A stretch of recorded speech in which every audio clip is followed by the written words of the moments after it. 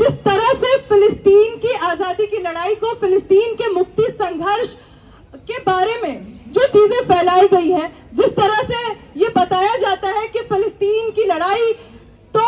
किसी दो धर्मों के बीच की लड़ाई है और फिलिस्तीन कुछ मुसलमानों का देश है और ये यहूदी और मुसलमानों के बीच की लड़ाई है, जो तमाम दुष्प्रचार, झूठा प्रोपेगेंडा, झूठी खबरें जो फैलाई जा रही हैं, ये पिछले 10-12 सालों में तो और अधिक तेज हुई हैं।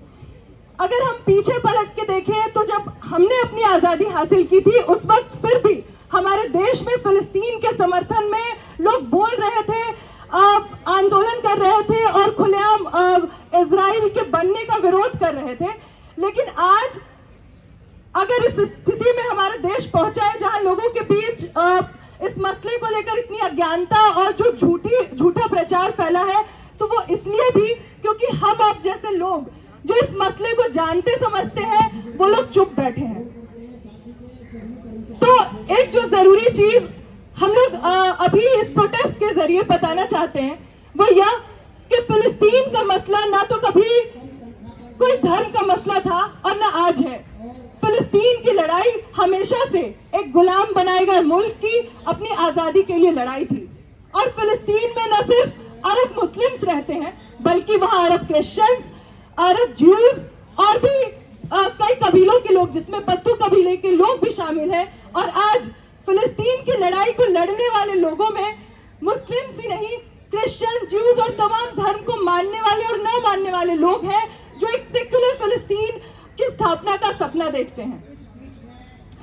इसके साथ ही जिस तरह से मतलब जो ज्यूज के बारे में बताया जाता है कि ये ज्यूज आज दुनिया भर में जो इंसाफ पसंद ज्यूज है, वो भी फिलिस्तीन की आजादी का समर्थन कर रहे हैं और साम्राज्यवादी ताकतों का के द्वारा जो ये की गई पूरी बर्बरता है, उसकी मुखालफत कर रहे हैं। ज्यूज वॉइस फॉर पीस जैसी संस्थाएं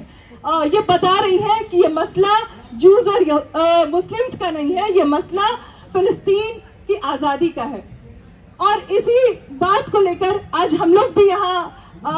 आपसे मुखातिब हो रहे हैं, क्योंकि हमारे देश में भी बहुत से ऐसे लोग हैं जो इसी नैरेटिव को, इसी बात को मानते हैं कि ये कुछ धर्मों के बीच की लड़ाई है। तो ये बिल्कुल सही नहीं है और ये फिर से हम कहेंगे कि ये उन्हीं ताकतों जो हुक्मरान बैठे हैं, जो आज हमारे रूलिंग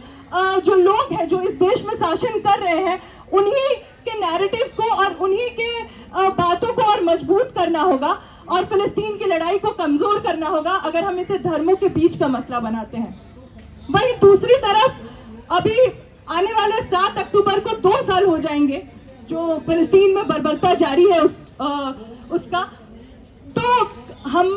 जब कैंपेन करने लोगों के बीच जाते हैं, उनके बीच ये बात करते हैं, तो बहुत सारे लोग बोलते हैं अरे 7 अक्टूबर को तो फिलिस्तीन ने यह सब शुरू किया था, इसलिए इजराइल तो अपने सेल्फ डिफेंस में ये सब करेगा ही। लेकिन ये बात भी समझने की जरूरत है कि क्या इजराइल के पास कोई सेल्फ डिफेंस का राइट भी है? क्या कॉलोनियल पावर और ऑक्यूपेशन करने वाली फोर्सेस के पास सेल्फ डिफेंस का कोई राइट होता है? अगर इजराइल के पास ये राइट है तो फिर तो ब्रिटिशर्स के पास भी ये राइट था कि वो रहते यहाँ और यहाँ जलियांवाला बाग से लेकर तमाम ऐसे मैसेकर को अंजाम देते और हम उसके खिलाफ कुछ नहीं बोलते। फिर तो ये इस चीज को भी जस्टिफाई करना होगा कि भगत सिंह, सुखदेव, राजगुरु जैसे लोगों को, और उससे भी पहले जाए तो 1857 के जो हमारे फ्रीडम फाइटर्स थे, उनकी भी जो लड़ाई था, उनका भी जो सपना था, हम उसको भी कहीं ना कहीं बता रहे हैं कि वो कुछ टेररिस्ट एक्टिविटीज था और ब्रिटिशर्स को अपने सेल्फ डिफेंस का राइट था, इसलिए उन्होंने उस पूरे मूवमेंट का दमन किया, उस पूरी लड़ाई को कुचला। तो इसलिए हमें समझना पड़ेगा कि इस तरह की जो औपनिवेशिक ताकतें हैं, जो ज़हनवादी ताकतें हैं, जो हत्यारी ताकतें हैं, उन्हें अपनी आत्मरक्षा का कोई अधिकार नहीं है। और 7 अक्टूबर को जो हुआ वो फिलिस्तीन की अपनी आजादी की लड़ाई का एक हिस्सा था, वो एक प्रिजन ब्रेक था। पिछले इतने सालों से अगर हम देखें तो 7 दशकों से ज्यादा हो गए और फिलिस्तीन को गुलाम बनाकर रखा गया है। वहां आए दिन लोग जो झेलते हैं, मतलब एक तरह से वो खुला जेल है। गजा में जो लोग रह रहे हैं, वो जितनी यातनाएं, जितना दमन, जितनी समस्याएं झेलते हैं, शायद हम आप में से ज्यादातर लोग उसकी कल्पना भी नहीं कर पाएंगे। और उसके खिलाफ ही उनका वो गुस्सा था जो 7 अक्टूबर को उन्होंने किया, और ये बिल्कुल जायज था। ठीक उसी तरीके से जैसे कि हमने अंग्रेजों के खिलाफ लड़ाई लड़ी और अपनी आजादी के लिए संघर्ष को आगे बढ़ाया। तो